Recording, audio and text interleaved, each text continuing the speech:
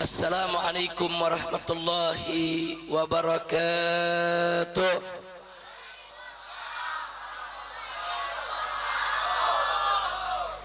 Bismillah walhamdulillah wala hawla wala quwwata illa billah. Ashhadu an la ilaha illallah wahdahu la syarika lah wa ashhadu anna sayyidana Muhammadan abduhu wa rasuluh la nabiyya ba'dah. Allahumma salli wa sallim wa barik ala sayyidina wa habibina wa syafi'ina wa maulana nabiyyina Muhammadin وعلى آله الطاهرين الطيبين وأصحابه الغر الميامين ومن تبعهم بإحسان إلى يوم الدين. Baik kiram, malam ini sungguh satu kebahagiaan buat kita semua karena kita kumpul dalam satu majlis yang penuh keberkahan. Kumpul bersama para habaib, kumpul bersama para kiai, para ajengan. Di sini ada orang tua kita Kiai Haji Damanhuri hafizahullah taala wa ra'ah. Begitu juga ajengan-ajengan kiai-kiai yang lainnya. Dan tadi kita sudah sama dengarkan yaitu mau'izah tausiah yang padat dengan manfaat, penuh dengan hikmah yang disampaikan oleh Habib Syafiq bin Muhdar bin Syahab hafizahullah taala wa ra'ah. Dan hadir juga bersama kita di sini ada Habib Tariq bin Syahab, ada Habib Hasan Segaf, ada Habib Zain Al-Attas dan para habaib yang lainnya. Mudah-mudahan kumpulnya para habaib, para kiai, para umara pada malam hari ini akan lebih menambah turunnya rahmat dan barakah untuk kita semua. Amin ya rabbal alamin. Saudara, hari ini kita dikejutkan dengan satu peristiwa berdarah di ibu kota Jakarta. Adanya peledakan dan penembakan yang telah memakan korban jiwa. Saya berharap mudah-mudahan pelakunya bukan orang Islam. Andai kata pun orang Islam, mudah-mudahan pelakunya tidak mengatasnamakan jihad.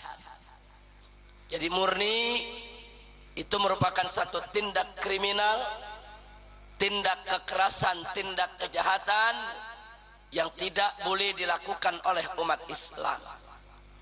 Nah, oleh karenanya pada malam hari ini di malam Maulid Nabi Sayyiduna Muhammad sallallahu alaihi wasallam, saya ingin menyampaikan kepada umat bagaimana itu konsep jihad yang diajarkan oleh Nabi alaihi salatu wassalam. Nabi kita uswatun hasanah, baik dalam dakwah ataupun dalam hisbah, termasuk dalam jihad fi sabilillah. Jadi siapa ingin berdakwah wajib contoh Nabi. Siapa ingin berhisbah yaitu amar ma'ruf nahi munkar juga wajib contoh Nabi. Dan siapa ingin berjihad di jalan Allah juga wajib untuk mencontoh Nabi. Ya, Nabi juga merupakan uswatun hasanah dalam dunia hisbah, dalam dunia amar ma'ruf nahi munkar. Demi Allah, tidak ada seorang pun yang amar ma'rufnya lebih tegas, lebih lugas daripada hisbahnya Nabi kita Sayyiduna Muhammad sallallahu alaihi wasallam. Begitu juga dalam soal jihad, saudara. Nabi mengatakan, ya ayuhan nas, la tatamannau liqa'al adu was'alullaha al-afiyah fa idza laqaitumuhum fasbiru wa'lamu annal jannata tahta dhilalis suyuf. Sadaqan Nabi sallallahu alaihi wasallam. Luar biasa, saudara. Pidato yang singkat, padat, ringkas, jelas, memberikan pemahaman kepada kita yang sempurna tentang bagaimana Islam meletakkan perang di jalan Allah, saudara. Nabi mengatakan, ayuhan nas, manusia manusia, hei para sahabatku, hei para pengikutku, hei umat Islam, la tatamannau liqa'al adu. Jangan sekali-kali kau berangan-angan untuk bertemu dengan musuh. Perhatikan baik-baik anak-anak muda. Nabi mengatakan kepada para sahabat, jangan sekali-kali kau berangan-angan bertemu dengan musuh. Saudara, jangankan perang melawan musuh, mimpinya Nabi nggak kasih, saudara. Jangan bercita-cita perang, jangan berangan-angan perang, jangan mencari musuh, jangan mencari lawan, saudara. Jangan, kata Nabi. Selanjutnya beliau mengatakan was'alullah al-afiyah, tapi mohonlah kepada Allah al-afiyah, kesejahteraan, kedamaian, ketenangan di dalam kehidupan, saudara. Jadi Nabi mengajarkan kita jangan cari perang, tapi cari tenang. Jangan cari lawan, tapi cari kawan, saudara. Saya tanya, ajaran Nabi indah tidak? Bagus tidak? Nah, selanjutnya kata Nabi, fa'idza laqaitumuhum. Tapi kalau kamu terlanjur bertemu dengan musuh nggak dicari, dia datang sendiri, saudara. Musuh tidak diundang, tapi mereka datang menyerang, saudara. Maka ketika itulah Nabi mengatakan fasbiru bimakna fasbutu. Jadi kalau musuh tidak dicari, saudara, tapi datang sendiri, musuh tidak diundang tapi datang menyerang, umat Islam nggak dikasih oleh Nabi untuk melarikan diri, saudara. Nabi menyatakan fasbiru, yaitu bimakna fasbutu, hadapi mereka dengan sabar, dengan tegar, jangan lari, saudara. Jangan. Kita nggak boleh cari musuh, tapi kalau musuh datang sendiri, pantang berlari, saudara. Membela Islam dan membela agama serta negara. Betul? Takbir, takbir. Nggak sampai di situ, kata Nabi, dalam rangka untuk membangkitkan semangat umatnya, membangkitkan semangat supaya nggak lari dari medan perang, membangkitkan semangat supaya berani untuk membela diri, saudara, membangkitkan semangat untuk berani menghadang lawan, saudara. Nabi mengatakan fa'lamu, ketahuilah oleh kamu sekalian, annal jannata tahta dhilalis suyuf, sesungguhnya sorga itu ada di bawah kilatan pedang. Saudara, kalau baca hadis ini jangan baca ujungnya saja, saudara. Ini banyak orang hadis dikorupsi. Dia baca hadis ujungnya doang, saudara. Innal jannata tahta dhilalis suyuf, sesungguhnya sorga itu ada di bawah kilatan pedang. Seolah-olah Islam ini agama pedang, Islam ini agama perang, Islam ini nggak suka tenang. Fitnah. Itu hadis nggak begitu, saudara. Baca hadis dari pertama, saudara. Bagaimana Nabi mendorong umatnya untuk menciptakan tenang, untuk mencari kawan, menciptakan kedamaian hidup, bukan menciptakan kerusuhan, saudara. Nabi hanya mengajarkan kita perang saat terpaksa, musuh datang menyerang, musuh datang sendiri, kita wajib untuk bela diri, pantang berlari, saudara. Disitulah Nabi menjanjikan, saudara, siapa yang tidak lari dari medan perang, siapa yang tetap, saudara, tampil ke depan membela agama, membela akidah, membela diri daripada serangan musuh, surga menanti dia di bawah kilatan pedangnya, saudara. Alhamdulillah. Kira-kira jelas tidak? Jelas tidak? Jadi Islam agama perang atau agama tenang? Agama pedang atau agama damai? Yakin? Yakin? Apa boleh kita bikin kerusuhan? Apa boleh kita ciptakan kerusuhan? Apa boleh kita berbuat kejahatan?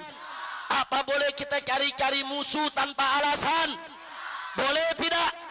Jadi kita disuruh oleh Nabi, saya tanya sekali lagi, cari lawan atau cari kawan? Ciptakan perang atau ciptakan tenang? Tapi berikutnya saya mau tanya, tapi kalau musuh terlanjur datang tanpa diundang, lari jangan? Lari jangan? Siap habisi musuh? Takbir! Sallu ala Nabi. Nah, itu pertama yang ingin saya ingatkan, saudara. Ini prinsip ajaran Islam. Kalau terlanjur kita perang, saudara, terlanjur musuh nggak dicari, dia datang sendiri, Musuh nggak diundang, dia datang menyerang. Maka apa adab yang diajarkan oleh Nabi alaihi salatu wassalam? Yang pertama, selama masih ada solusi untuk menghindarkan perang, kedepankanlah solusi perdamaian tanpa merugikan Islam dan umatnya, saudara. Makanya Anda boleh baca sejarah. Nabi dulu pernah terlibat dalam lebih dari 27 peperangan. Tapi dari 27 peperangan, hanya 4 sampai 5 peperangan yang terjadi pertumpahan darah, saudara. Sisanya diselesaikan oleh Nabi tanpa pertumpahan darah. Subhanallah.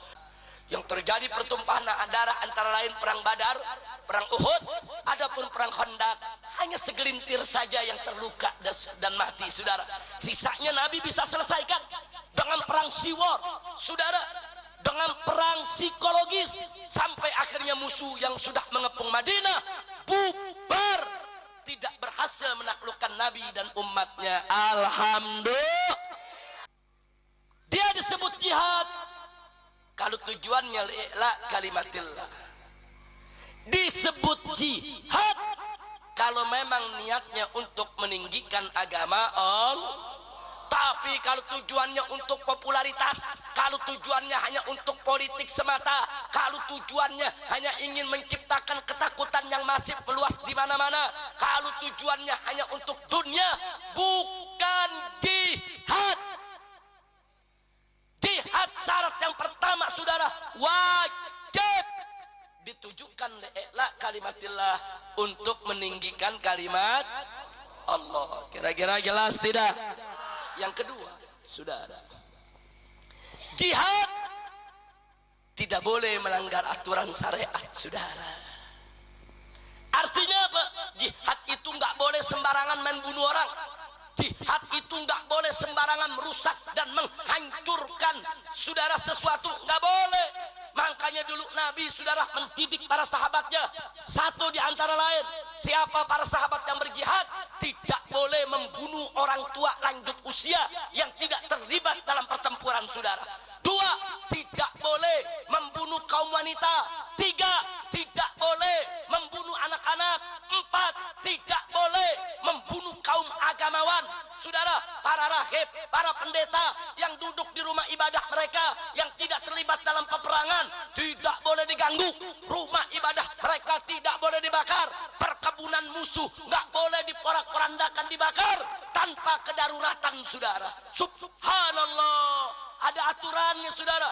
Nggak boleh seenaknya membunuh, membabi buta, memperkosa perempuan seenaknya, haram. Jihad ada akhlak, ada adab. Nggak boleh membunuh orang yang tidak bersalah. Membunuh warga sipil yang tidak bersalah nggak boleh, saudara. Jadi Islam ini mengajarkan jihad gentleman. Kalau kita mau jihad, saudara, bidik langsung musuh Allah, bidik langsung orang yang bertanggung jawab merendahkan Allah. Siapa? Oh, si A ini menghina Islam, menghina Allah, menghina Nabi, membunuh umat Islam. Cari, bidik, bunuh, saudara. Jangan yang dibunuh orang yang nggak tahu apa-apa. Jangan taruh bom di pasar, tahu-tahu yang meninggal si Soleh sama si Udin. Apa dosanya, saudara? Kira-kira jelas tidak? Paham tidak? Jadi kalau taruh bom meledak, yang meninggal si Rahmat, Asep, Encep, orang yang nggak tahu apa-apa, kesian tidak? Saya mau tanya, itu jihad atau jahat? Jihad atau jahat?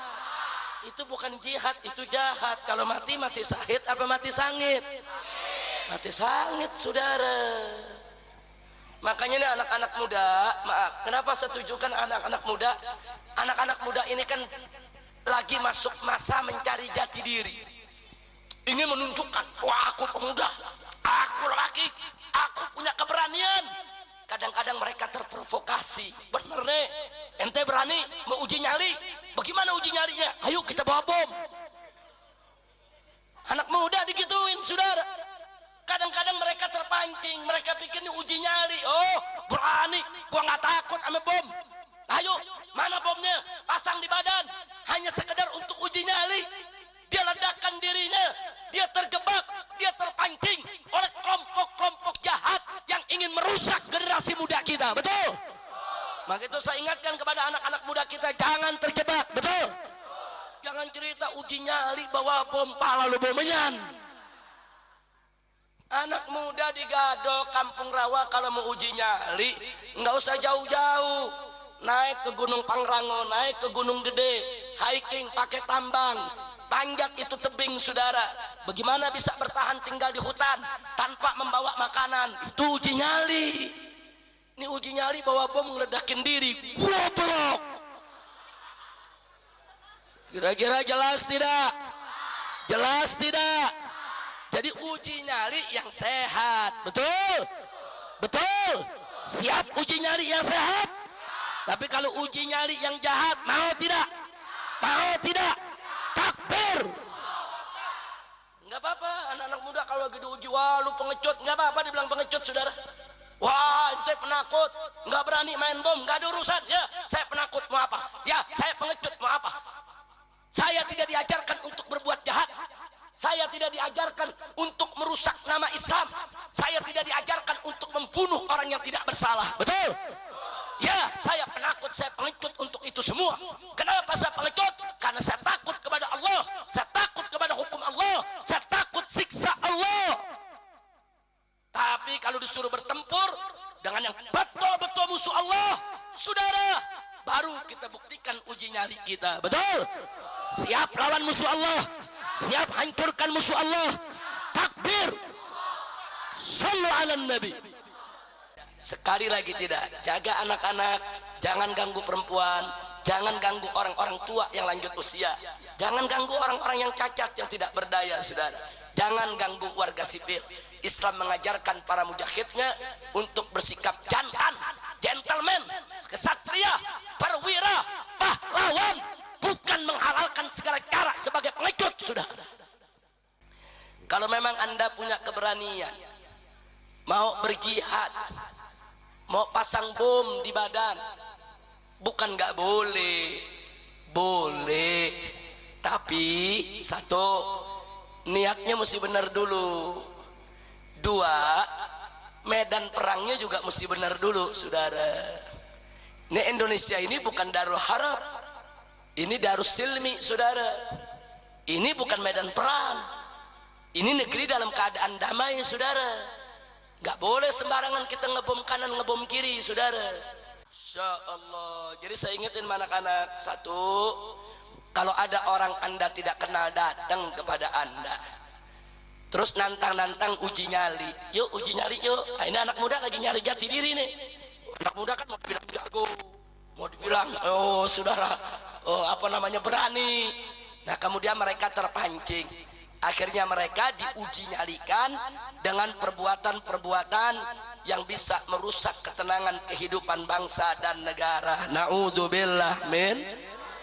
Yang kedua, hati-hati Pak Bu, anak-anak muda kalau nggak kenal orang, ada yang nitip barang, jangan main terima. Jaga anak-anak kita agar mereka tidak terjebak. Insya Allah. Makanya anak-anak jangan ninggalin sholat, jangan ninggalin zikir, jangan ninggalin baca Quran, supaya Allah melindungi kita semua. Betul? Siap tegakkan sholat, siap baca Quran, siap belajar agama, siap terus mengaji, siap baca zikir dan doa. Takbir. Baca ratib, baca sholawat saudara.